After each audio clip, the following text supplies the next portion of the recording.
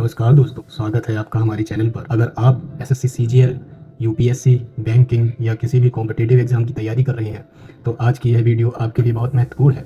आज हम Indian constitution के 10 सबसे इम्पोर्टेंट आर्टिकल्स को आसान भाषा में उदाहरण के साथ समझेंगे ताकि आप इन्हें जल्दी याद कर सकें। अगर आपको ऐसी एग्जाम ओरिएंटेड एजुकेशनल वीडियोस पसंद आती हैं तो वीडियो को लाइक करें और चैनल को सब्सक्राइब करें। तो चलिए शुरू करते हैं।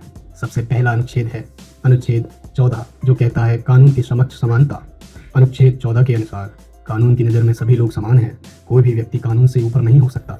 उदाहरण के तौर पर अगर कोई आम नागरिक और कोई मंत्री दोनों अपराध करते हैं तो दोनों पर एक ही कानून लागू होगा, किसी के भी साथ भेदभाव नहीं किया जाएगा। तो चलिए अब जानते हैं दूसरा अनुच्छेद, जो कि है अनुच्छेद 15, जो कहता है भेदभाव का निषेध। अनुच्छेद 15 के अनुसार राज्य, धर्म, जाति, लिंग, नस्ल या अन्य स्थान के आधार पर भेदभाव नहीं होता। उदाहरण के तौर पर किसी व्यक्ति को सिर्फ उसकी जाति या धर्म के कारण सरकारी कॉलेज में प्रवेश से मना नहीं किया जा सकता, चाहे वो किसी भी जाति का हो, धर्म का हो। अगला अनुच्छेद है अनुच्छेद 14। अगला अनुच्छेद है अनुच्छेद 16, जो कहता है सरकारी नौकरी में समान अवसर। अनुच्छेद 16 कहता है कि सरकारी नौकरियों में सभी नागरिकों को समान अवसर मिलेगा। सरकारी नौकरी के लिए आवेदन करते समय हर योग्य व्यक्ति को मौका दिया जाता है, चाहे फिर वो किसी भी कास्ट का हो, जैसे SC, ST, OBC या जर्नल। इस बात से कोई फर्क नहीं पड़ता है। तो चलिए बढ़ते हैं अब अपने अगले अनुच्छेद की तरफ। अगला अनुच्छेद है अनुच्छेद 19, जो बताता है हमें स्वतंत्रता का अधिकार। अनुच्छेद 19 को कई स्वतंत्रताएं दी गई हैं, जैसे बोलने की स्वतंत्रता, कहीं भी आने जाने की स्वतंत्रता, संगठन बनाने की स्वतंत्रता, कोई भी पेशा चुनने की स्वतंत्रता। उदाहरण, आप सरकार की आलोचना कर सकते हैं क्योंकि आपको बोलने की स्वतंत्रता मिली है। आप उत्तर प्रदेश से महाराष्ट्र जा सकते हैं, महाराष्ट्र से लौटकर उत्तर प्रदेश आ सकते हैं क्योंकि आपको आने जाने की स्वतंत्रता मिली हुई है। आप अपने दोस्तों के साथ या बिजनेस पार्टनर्स के साथ कोई भी संगठन तैयार कर सकते हैं जो कि किसी विशेष उद्देश्य के लिए हो सकता है, क्योंकि आपको संगठन बनाने की स्वतंत्रता मिली हुई है।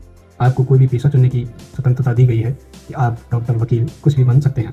आइए बढ़ते हैं अब हम अगले अनुच्छेद की तरफ, जो कि है अनुच्छेद 21, जीवन और व्यक्तिगत स्वतंत्रता का अधिकार। अनुच्छेद 21 हर व्यक्ति को जीवन और व्यक्तिगत स्वतंत्रता का अधिकार देता है। उदाहरण के तौर पर किसी व्यक्ति को बिना कानूनी प्रक्रिया के गिरफ्तार या जेल में नहीं डाला जा सकता, चाहे उस व्यक्ति ने अपराध ही क्यों ना किया हो। आगे बढ़ते हैं हम अनुच्छेद 21A की तरफ, जो कि है शिक्षा का अधिकार। यह अनुच्छेद परीक्षा की दृष्टि से अत्यंत ही महत्वपूर्ण है, तो इस पर विशेष ध्यान रखें। और साथ ही अगर अभी तक आपने सब्सक्राइब नहीं किया है तो हमारे चैनल को सब्सक्राइब करें, जिससे कि आगे आने वाली महत्वपूर्ण वीडियोस आप तक सबसे पहले पहुंचे। तो आइए जानते हैं अनुच्छेद 21A क्या है। अनुच्छेद 21A के अनुसार 6 वर्ष से लेकर 14 वर्ष तक के बच्चों को सरकार द्वारा मुफ्त एवं अनिवार्य शिक्षा का अधिकार है। सरकार बच्चों को सरकारी स्कूलों में मुफ्त शिक्षा उपलब्ध कराती है, जो कि छोटे बच्चों का अधिकार है। इसके बाद जो अनुच्छेद है वो बहुत ही विशेष महत्व रखता है, क्योंकि ये मानव के सामान्य जीवन से बहुत जुड़ा हुआ है, जो है अनुच्छेद 23, जो कहता है कि मानव तस्करी और जबरन मजदूरी का निषेध होना चाहिए। अगर किसी से जबरदस्ती काम कराया जाता है तो यह कानून के खिलाफ है। अगला अनुच्छेद है अनुच्छेद 24, बाल श्रम का निषेध। यह अनुच्छेद हमें बताता है कि 14 वर्ष से कम उम्र के बच्चों को किसी भी खतरनाक उद्योग में शामिल नहीं किया जा सकता, जैसे कि चूड़ी के कारखाने, किसी भी तरीके की मैन्युफैक्चरिंग यूनिट्स में आप 14 वर्ष से कम उम्र के बच्चों को शामिल नहीं कर सकते। हमारा अगला अनुच्छेद है अनुच्छेद 32, जो कि बताता है हमें संवैधानिक उपचार का अधिकार।